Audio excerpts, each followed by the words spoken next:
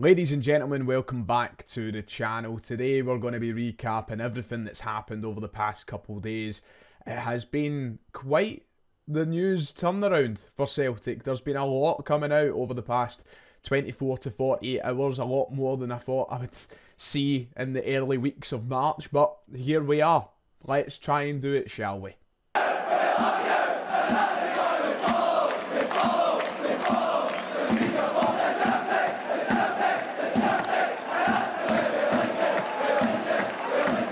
If you haven't already, please make sure to hit like and subscribe. It would be much appreciated as we try and get towards 50,000 subscribers this year. If you haven't, go down below, hit both the buttons. It's absolutely free. You know the score by now. Today's video is going to be kind of a mini version of last night's live stream. So this is for all the people who didn't get the chance to join us last night in our live discussion. If you were there last night, then welcome for part 2 to that live stream. But I understand not everybody gets the time to check those streams, so here we are. We're going to try and condense everything into 10 or 15 minutes so that you can get your Celtic catch up. Sorry if you did catch the live stream and this is just old news for you. So, shall we start with the news surrounding Brendan Rodgers and his potential suspension? Yes, Brendan Rodgers could face 2 games banned from the touchline following his comments towards referees and VAR officials after the match at Tynecastle this past weekend, which also means he could be missing the derby at Ibrox on April 7th. These were the headlines yesterday. It came out quite late last night. Brendan Rodgers could miss the Old Firm after Scottish FA charged for outburst at officials following Hearts' loss. The Celtic boss accused match officials of absolutely shocking decision making in the defeat to Hearts. Celtic appealed over the red card shown to Yang but was dismissed. Now Brendan Rodgers could miss trips to both Livingston and Rangers if handed a 2-match ban. The article goes on to say that he's been accused of breaching Rule 72, which stipulates that managers as well as other players and staff cannot indicate bias or incompetence regarding match officials during interviews. A hearing will take place on March 28th and a 2-game ban would see him miss trips to Livingston on March 31st and Rangers on April 7th. I must say, none of this comes as a surprise to me. We didn't even get the chance to catch up on the appeal for Yang's red card, but the fact that that red card decision has been upheld, wasn't overturned, and the fact that Brendan Rodgers now faces suspension from the touchline, none of it, absolutely none of it shocks me. I said it on the video on Monday. If you check the video right at the start of the week, I said Brendan Rodgers is probably going to end up facing suspension for his comments. I wasn't wrong, and I don't think it was hard to see. So I know a lot of people have already came out and blamed conspiracy and Masonic refereeing and all this. Look, listen, there's no shock whatsoever that Rodgers is getting a suspension for me. And I don't have any malice towards Rodgers either. He came out and said what he said, quite rightfully. I would be just as frustrated as he was after the decisions that were made in Tynecastle on Sunday. But it's a decision that's been made and now Celtic will just need to wait and see where it goes. Now, there's not an absolute guarantee that he will be out for those fixtures. Of course, there is that hearing on March 28th where it could be overturned. But I have a feeling, I have a sneaking suspicion that we will be heading into the derby fixture at Ibrox in April with Brendan Rodgers sitting somewhere in the stands. At least that means we're guaranteed some form of away ticket if Brendan Rodgers has to be seated in the stands of the stadium. Last night we discussed this in the stream and I don't think it's as big of a deal as what some people make it out to be. It's not as big of a deal as it maybe was in years gone by. I think football has evolved to the point now where Brendan Rodgers not being on the touchline isn't going to have a massive impact on the game itself. And you might argue that's not the case. And I completely understand it. I do think it definitely has some form of effect on the team psychologically. Obviously, your manager not being where you'd expect him to be probably does come into play, especially for the players who might not be as experienced in these fixtures. But at the end of the day, he's not been given a training ground ban. He's not banned from Lennoxtown for 2 weeks. He's still going to be teaching the team day in, day out leading to that game. He's still going to be setting them up before the game with the tactics. He's still going to be telling them what to go out to do. And ultimately, his right-hand man, John Kennedy, and his coaching staff are going to be there anyway. So it's not like there's nobody there present. It's not a massive deal. Brendan Rodgers will be able to communicate to some extent what he wants from the team. It's not like he's been outcasted to a land where nobody can touch him. It's not a massive deal. 3, 2, one. I have seen people drawing up comparisons to comments made by former Rangers managers, the likes of Steven Gerrard, and even as recent as the current Rangers manager, Phil Clement, and saying that they've not been given suspensions for comments that they've made.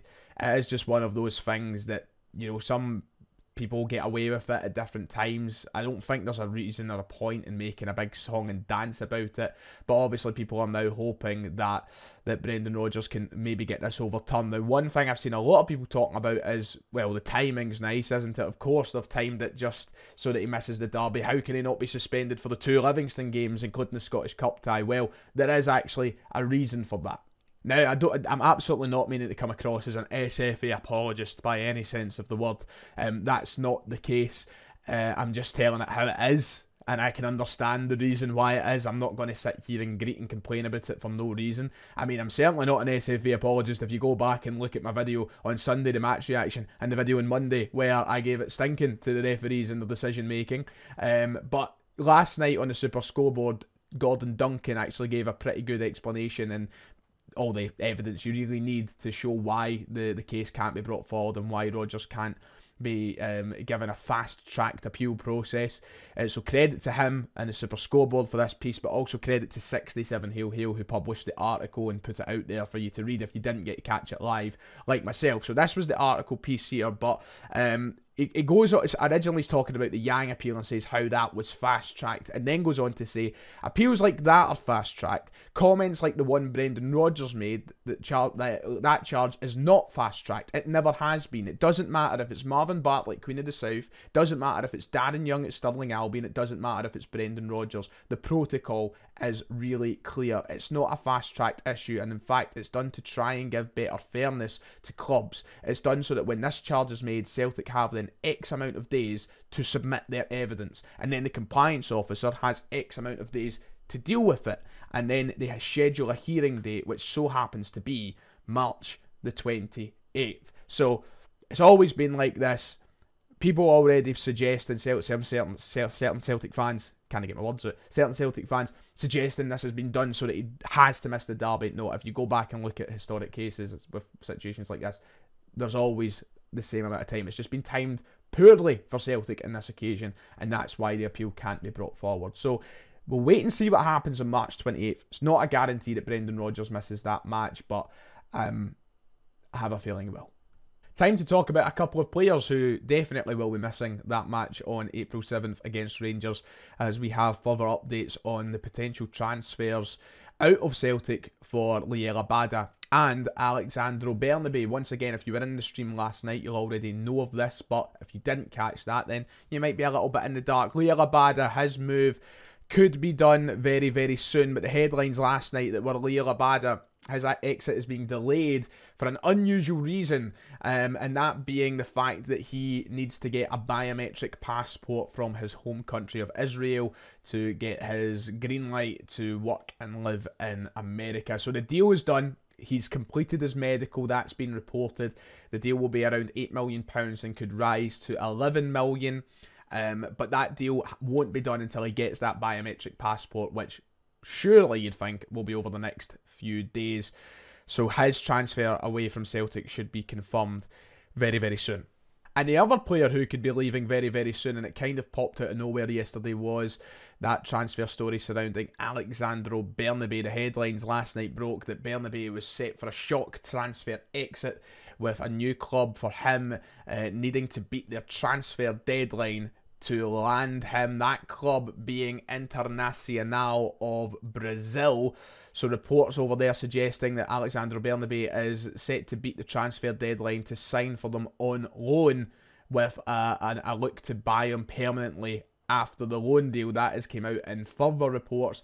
I wouldn't take that as gospel just yet, but this was the quote in the papers. He will spend next year in the Brazilian Serie A, and the club have the option to make it permanent if he impresses. Keywords here, it's being claimed. So their transfer deadline, I believe, is on March 7th, March 8th, which at time of recording is right now.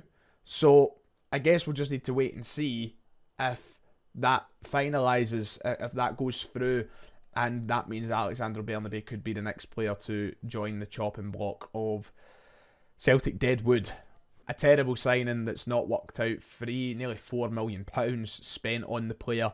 It's been a disaster, and we spoke about this in more depth in the stream last night, so you can go and check that out if you want. But a lot of people saying why we let them go now, when we still have games to play, and you know, what if Taylor gets injured? I've made my opinion very clear. I'd rather put Brendan Rodgers in the park at left back for the last few games of the season if we needed to. I think it's just something that's probably best for both parties. He probably wants a move like this. I'd assume that South America would probably be a nice place for him to go back to, because it's just not worked from here. So yeah, just keep an eye out for that. It looks as though that could be done over the coming days. And to end off this kind of update video, I suppose we should talk about Mikey Johnston and the goal that he scored last night for West Brom. My God, the boys turn it up for West Brom, which is great for us. For a couple of reasons. Look, you can either look at it if you're in the optimistic side of the fence, where you think that Mikey Johnston could potentially have a future at Celtic, then you must be buzzing. You must be thinking to yourself, he's going to come back and he's going to be a player for us. Or if you're on the side that I am, the more pessimistic side, the side that thinks that his Celtic career is over and that we should let him go for the best of his own career and for us, then he's adding a couple of million quid onto his price tag the way he's playing with West Brom. So there's a couple of ways to look at it positively, if you're a Mikey Johnston fan or not.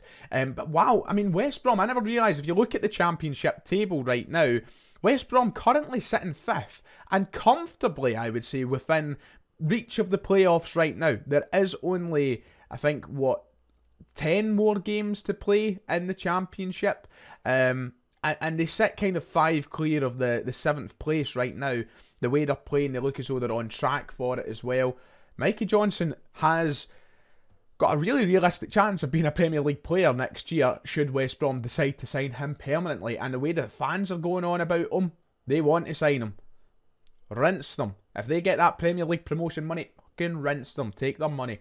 But, I mean, fair play to the boy. He's gone down to West Brom. He's smashing it. I think that's him scored, 4 goals now since joining. Yeah, he's doing really well. But goal last night was a cracker. And that's it. That does it for today. If you've enjoyed, please make sure to hit like and subscribe as always. We'll be back tomorrow with the podcast ahead of the game against Livingston on Sunday. So that's all from me. There won't be a video on Saturday because it's my birthday next week. It's my birthday Monday. So I'm going to be busy on Saturday with birthday plans and such. So thank you for watching. Enjoy, and I'll see you all next time.